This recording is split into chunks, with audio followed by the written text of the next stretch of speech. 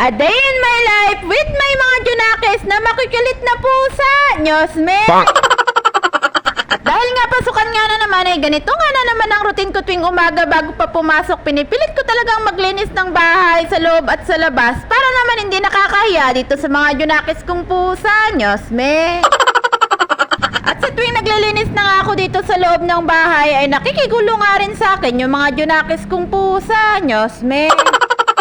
Hindi ko nga muna sila ibinabalik sa kulungan dahil hinahayaan ko nga muna silang maglaro dito sa loob habang nandito pa nga ako dahil naawa nga rin naman ako sa kanila kapag maghapon silang nasa kulungan at hapon na nga sila nakakalabas pag dumadating yung dalawang bagets ko galing sa school. Maliit kasi yung kulungan nila at hindi sila nakakapaglaro doon kaya hanggang nandito pa nga ako ay hinahayaan ko nga muna silang maglaro dito sa loob ng bahay. Bali yung 5 pusa lang naman ang ibinabalik ko sa kulungan at yung ibang mga pusa naman namin ay dito ko kinukulong sa bahay dahil marunong naman silang dumami sa labahan at nililinis na lang ng mga bagets ko kapag uuwi sila galing school. Lagi ko nga binibilan sa mister ko na kapag uuwi nga ng bahay ay wag hahayaang bukas ang pinto para hindi nga makalabas itong mga junakis kong pusa. Ayoko kasi napag-alagala sila sa labas lalo na't wala kami dito sa bahay dahil kung mapano nga sila sa labas o kaya masagasaan. Maliban na nga lang dun sa 2 pusa ko na barako na si Kitty at Blackie na talaga namang nakakakit sa bahay para makalabas. Pangarap ko din talaga silang mapagawa ng maayos at maluwag at komportableng kulungan nang sa ganon ay kahit nasa kulungan sila ay nakakapaglaro sila dahil ayoko talagang pag-alagala sila sa labas dahil kung ano ang mangyari sa kanila o kaya masagasaan.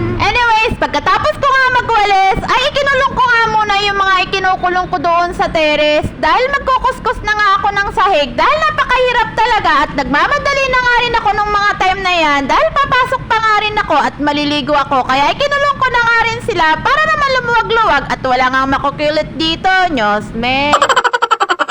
Parang mga anak ko na nga rin ang turing ko dito sa mga junakis kong pusa at talagang napamahal na nga rin sila sa amin. Lalo na yung bunso ko, talagang napamahal na rin siya dito sa mga junakis kong pusa at bago nga siya pumasok sa umaga ay naglilinis pa nga siya ng kulungan at dumihan itong mga pusa namin. At sa hapon naman, pagka-uwi naman ng mga bagets ko galing sa school, yung panganay ko naman ang naglilinis ng mga dumi ng mga junakis kong pusa at yung bunso ko naman ang nagpapakain sa kanila sa tuwing hapon. Ang pag-aalaga sa mga hayop ay hindi lang basta-basta, may kaakibat yang responsibilidad na kailangan mo silang pakainin ng maayos, alagaan ng maayos at linisin yung mga dumi nila na talaga namang nakakapagod at nakakabutas ng bulsa. At ituring nyo silang pamilya na hindi lang basta hayop. Alam nyo ba na ang mga pusa ay ina-absorb niyan yung mga negative energy natin at talaga namang nakakatanggal din sila sa stress sa araw-araw. Yun lang, salamat!